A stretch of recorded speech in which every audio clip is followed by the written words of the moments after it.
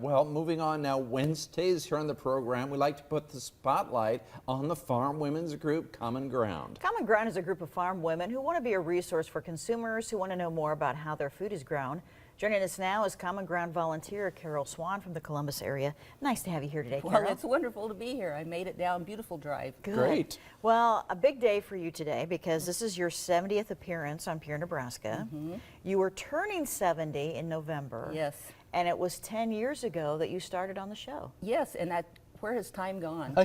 Unbelievable. And it I really always is. think 70 recipes that I scared up. That is truly amazing that I scared up 70 recipes. Yes. Well, they've all been good ones, and Yes, we're looking they have. forward to today's as well. But first, we're going to start talking about corn today, and Nebraska corn. Yeah. Well, sometimes you get questions. Why do we plant so much corn? Why don't we plant tomatoes? Why don't we do green beans or some other crop that, goes directly, quote, to people? Well, I always have to say, well, it's because of where we live. Well, it's the climate, the water, the soil, and just where we live, the kind of crop or the livestock that we have. And people have gotten aware of this thanks to you. You've made people aware that why we grow corn also on your show. And I guess the biggest bang for your buck per acre, because we use so much for livestock feed, like 99% of it that we grow goes to livestock feed or the ethanol industry. And 2/3 goes for feed, 1/3 goes for ethanol. And it's just, biggest bang for your bucks as far as the planting and what you get in return as far as the amount of product. Because we have feed yards, poultry, pork, dairies in the area that all use corn in all stages. And I have a ear of corn here. That's our field corn. That's what it looks like when they harvest it. I have some silage here that they cut. The feed yard guys all know exactly how much they need to cut every year. So they'll cut that when it's green and put it in and pack it really well and let it ferment. It's excellent quality feed product. They'll take the kernels that's come off in the combine and they'll roll it a little bit, crack it a little bit, feed that in the ration. And this is distiller's grain, which is a co-product of the ethanol industry. So nothing goes to waste as far as the corn. They also see the husk there and the stem.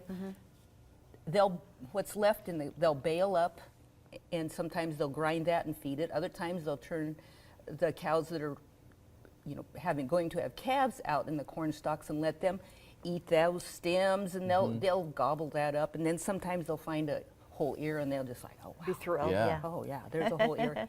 And then sometimes they'll rotate and just leave the residue there to go back into the soil. So it's, everything's used in corn. Everything is. And it's just interesting because Nebraska is number 3 nationwide in corn production, followed by Iowa and Illinois. York County, where I do have a farm in York County, is the number 1 corn production, and they're number 2 in seed corn, because that's another product that of this too is to raise seed corn so we can have seed for the next year and the next year, and we have all our crop specialists that see to that.